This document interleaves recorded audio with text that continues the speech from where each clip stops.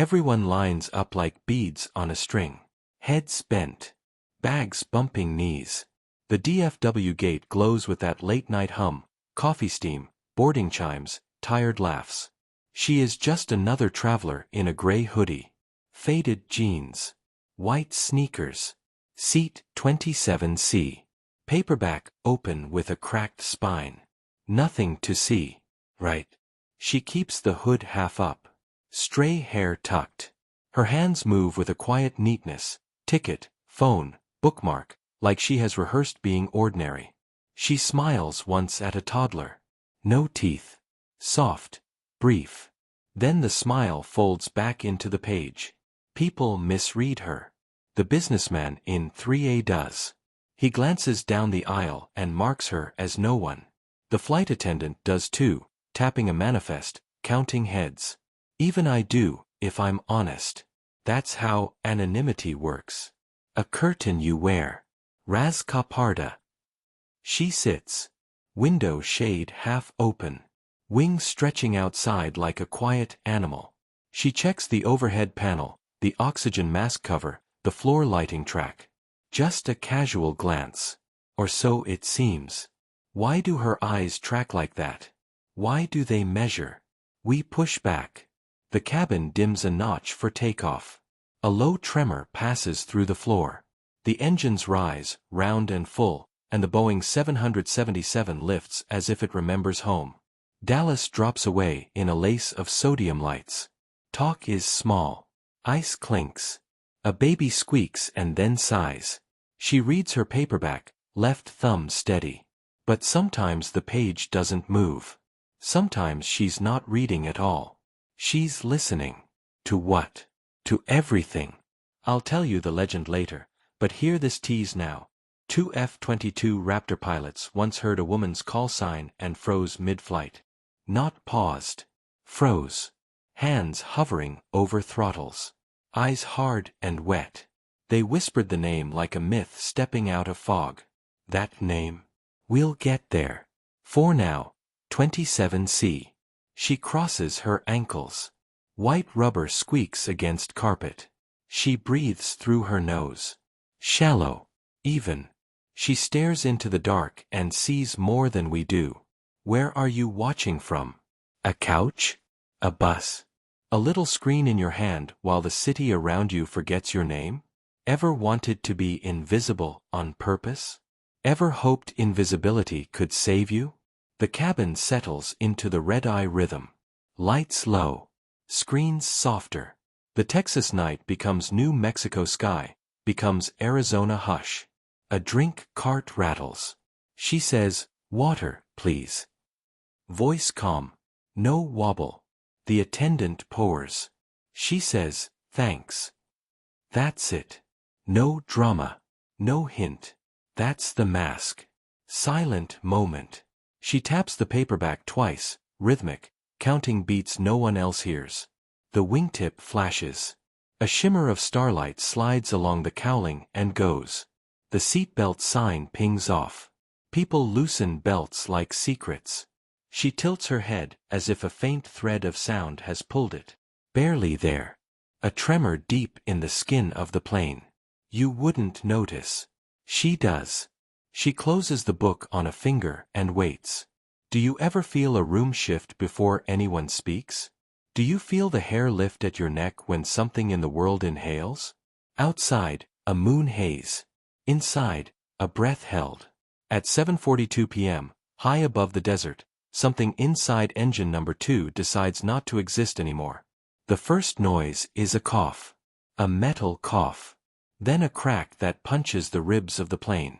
The floor heaves. Overhead bins jitter. Coffee jumps out of cups. 7:42 p.m. The clock burns in memory. 11 seconds change everything. A bang like a door to a furnace slamming. Then a sighing shriek. Engine number 2 blows.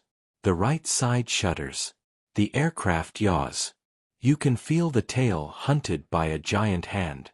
Oxygen masks spit from the ceiling like yellow fruit. The smell is hot and metallic. Plastic straps slap cheeks. A child screams. A teenager laughs the way people laugh when they are trying not to die. The lights flicker. Hydraulics stumble. Flight controls go gummy. The autopilot clicks out with a chime too polite for what it means. The plane banks right, hard. Trays slide. A laptop thumps the aisle. Someone yells a prayer in Spanish. Another whispers in Urdu, Bachalo. Save us. She's already up. 27C unbuckles while others gasp. She stands in a cabin that doesn't want standing. One palm on seats as the aisle tilts. Eyes locked forward. She moves fast without looking fast. That trained kind of speed. Ma'am, sit down. A flight attendant shouts, voice shrill with too many calls in her ear. I'm a pilot, the woman says. Calm. Clear. The kind of voice people obey. I can help. Let me in the cockpit now. Do you freeze or follow a voice like that? Do you wait for permission when the floor is slanting and the masks are hissing? The plane drops a pocket of air. People yelp. She doesn't even sway. Her feet widen on instinct. She keeps going, one hand to the rail, stepping past the galley. Another jolt. The tail wags. A trolley bangs the bulkhead with a clashing snare. The attendant catches up, breath sharp. She sees the woman's eyes. She hears that tone again. Something inside her says yes. Move, the attendant tells a passenger blocking the aisle. The door to the flight deck is ahead. Locked. The interphone, jittering in a trembling hand. The code is tapped. The tone answers. The latch buzzes. The cabin holds its breath like an open wound. Up front, the captain's voice never comes. A FO's desperate call spills through the PA in dry fragments. We've lost. Right. Controls. Hydraul. Then only static and the howl of air. She is at the door. The green light blinks. The mechanism clacks. Have you ever walked toward a door that changes your life? Have you felt the exact weight of a second? She looks back once. Takes in the aisle, the eyes, the yellow masks, the shaking wings. Then she slips through. The door closes on 183 souls as the unknown woman steps into the dark cockpit, where the captain isn't answering and the world is listing right. The cockpit is a storm in a shoebox. Alarms chatter. Panels blink like cities at night. The FO's cheeks are glossy with sweat. The captain slumps pale and heavy, mouth open, eyes rolled. A hand on his neck. Pulse. Nothing simple. A beat. Weak. He's going out. I'm taking control, she says. The FO doesn't argue. He knows authority when it sets its shoulders. She slides into the left seat like it belongs to her. She feels the column. Dead weight heavy. The right engine. Gone. The left. Growling too smooth. Too strong. Asymmetric thrust yaws the nose. Airframe moans. Hydraulics below. A unstable, the FO stammers. Electrical fluctuating. Manual reversion. We're flying by feel. Her hands are steady. Check the captain's oxygen. Get him on a bottle. Tell cabin we're in command. He moves. She trims with short, brutal taps. The nose twitches. The bank eases 1 millimeter at a time. The airplane is a hurt animal. It wants to roll. It wants to dive right into black nothing. She tastes metal in her mouth. The headset cushions are cold on her ears. The mic scratches her lip. Her heart beats slow. She rides the shutter in the yoke and counts. 1, 2, 3. She rides the airplane like a skittish horse and makes it listen. Where's our nearest? The FO says. Yuma? Phoenix. No time. No go around. We keep it straight. We keep it living. She glances at the map like it's an old friend. Interstate 10. The highway. Yes. Long lit. Mostly straight. Thread the gaps. Traffic. Poles. Signs. We'll make the world smaller. She swallows. Listen carefully. Kill your good engine. The FO blinks. Say again. Kill your good engine, she repeats, eyes never leaving the horizon. Then bring it back to 20%. We need authority, not muscle. Muscle is killing us. He hesitates. Then he nods. Throttle back. The left engine spools down. The aircraft rocks like a boat. Then up, barely a hum. 20%. A hush settles over the panel. The yaw evens. The shudder changes pitch. The airplane stops fighting and starts listening. She breathes. Short. Precise. We trim. Hands light. Stick and rudder. We turn the sky into rails. She drifts the nose with a toe of rudder. The desert crawls closer. The horizon draws a thin knife against the dark. ATC needs a plan, the FO says. Tell them, emergency landing. Interstate, 10, east to west. They must clear it. Police. CHP. Anyone. Get lights on. We own that road. The FO transmits, staccato, urgent, unbelieving. Voices answer. Disbelief turns to command. Sirens begin to draw a line on the ground. What would you pick if the air kept slipping from your hands? Would you trust a road instead of a runway? Would you gamble a city to bring everyone home? Her eyes burn dry. Her fingers feel the skin of the aircraft through foam grips. The engine sings at 20% like a low prayer. The airspeed needle quivers. They are high, fast, heavy. No second try. Mark the gap after the tall overpass, she says. We've got 90 seconds. Count with me. 90. The desert lights blink like scattered embers. The highway pulls taut beneath them, a black ribbon stitched with headlights. Police cruisers bloom blue and red, carving a corridor. The airplane hisses as if shushing its own fear. 80. She trims with brutal grace. Thumb. Thumb. Each click a small war. The column fights. The right wing wants to drag them into a hard right sleep. She won't let it. The FO calls speeds. The altimeter falls in square steps. The captain breathes shallow on oxygen, pale as chalk. 70. A green sign flashes past, something about an exit. She fixes on overpasses, concrete jaws that could break them. We thread the teeth, she murmurs. Small bank. Left now. Rudder toe. A breath. The nose obeys like a stubborn dog that finally remembers the leash.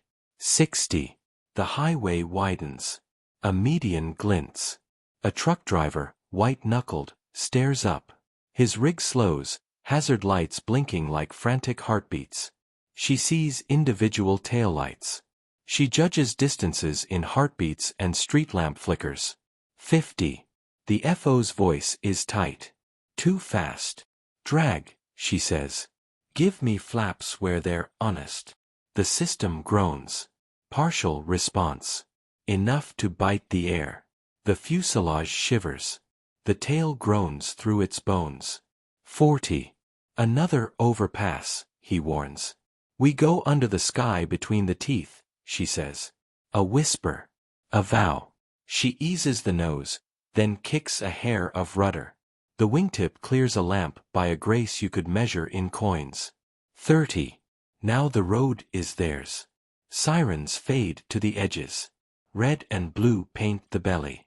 She lowers, lowers, lowers. Brace, she says into the PA. Heads down. Her voice stays warm. No tremor. The cabin obeys because the voice sounds like it moves mountains. 20. The engine holds 20% like a candle cupped against wind. Hold it, she whispers to the machine. Hold. The FO's hand hovers near the fuel control. His knuckles are white. 10. We're high, he breathes. We're alive, she answers. Flare in 3.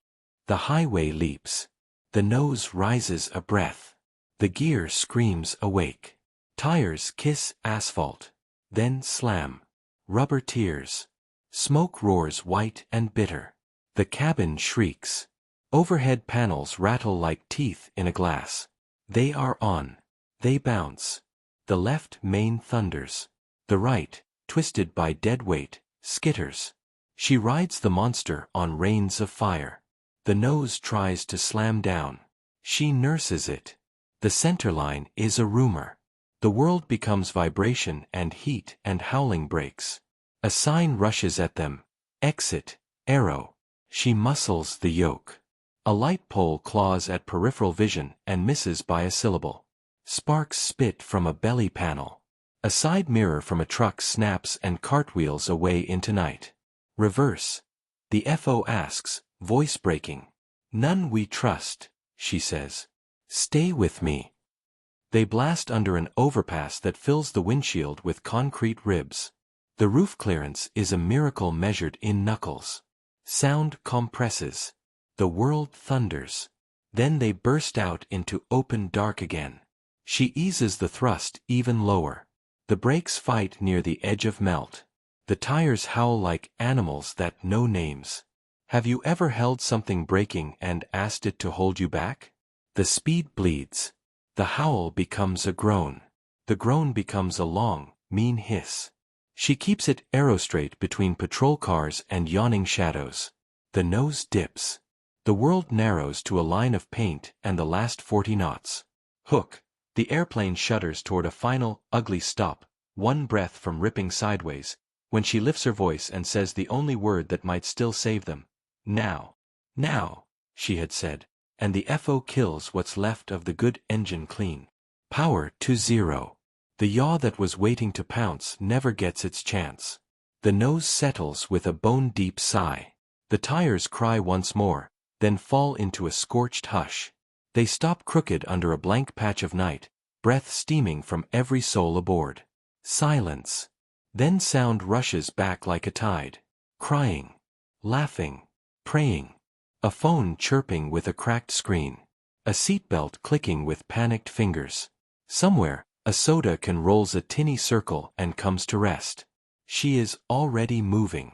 Evac, she tells the FO. He nods, voice regaining shape. Slides to the PA. Commands spill out, leave everything. Follow lights. Move, move. Doors pop. Slides roar. Night air slaps cheeks. Rotor wash from responding helicopters flutters through broken quiet, whipping hair and loose paper. The smell is rubber and hot metal and miracle. People pour out. A mother handing a baby down the slide. A man cursing with gratitude. An old woman touching the fuselage as if it's a holy wall. Hands grabbing hands. Shukriya, someone whispers, tears making salt lines. The captain opens his eyes to a thin thread of the world. What happened? You lived, she says, soft. He blinks at her face as if it carries a memory he can't place. On the highway shoulder, commuters stand with phones low, as if noise might break whatever this is. Police lower weapons they had raised without thinking. Paramedics move like dancers. The woman from 27C checks rows with a stubborn tenderness, counting until numbers match lives. 183. Headlights sweep the belly of the plane, reveal the name stamped on its skin. Radios sizzle. Then another radio joins, voice crisp, distance wrapped in steel. Say again the pilot's name on that heavy? A pause. Another voice answers, shaky with awe. The cockpit recorder has a fragment. A call sign. Falcon. Up above, two F-22 Raptors slice the dark. They hear the word and go quiet. Not paused. Frozen. Falcon, one says. The other doesn't reply. He has his hand on the throttle and the throttle is not moving. Memory hits them like cold rain, a night over sand. A crippled F-16 limping through a storm that ate radar and stars. A voice on the net refusing the edge of the world. She brought it home. She brought them all home. Request, the lead says to ATC, voice changed, formal, reverent. On behalf of the United States Air Force, request aerial honor escort for Falcon. No one argues. The words light a fuse nobody expected. They bank low. They angle their wings, silent salute, and hold station over the wounded airliner on a highway no one planned to close. The crowd looks up. The survivors look up. The FO looks up. The woman from 27C does not. She watches a paramedic wrap a blanket around a shaking teenager and nods thanks. The captain, steadier now, finds her. His voice is thin, but the ceremony stays intact. He raises a trembling hand. On behalf of everyone, thank you, ma'am. He doesn't know the words for what she is. His eyes try. National treasure, a bystander whispers, like he's naming a star. She shakes her head. No treasure, she says. Just duty. She looks at the faces. Soot and tears. Refuse the impossible. Find a way. Bring everyone home. A reporter edges forward. A phone lifts. Names gather like clouds. The curtain of anonymity tears a little. Maybe that's the cost. Maybe that's the point. If you were her, would you keep the hood up or let the world know? If you were on that plane, what would you carry for the rest of your life? Tell me, what does bravery look like where you live, and what road would you land on when the sky falls?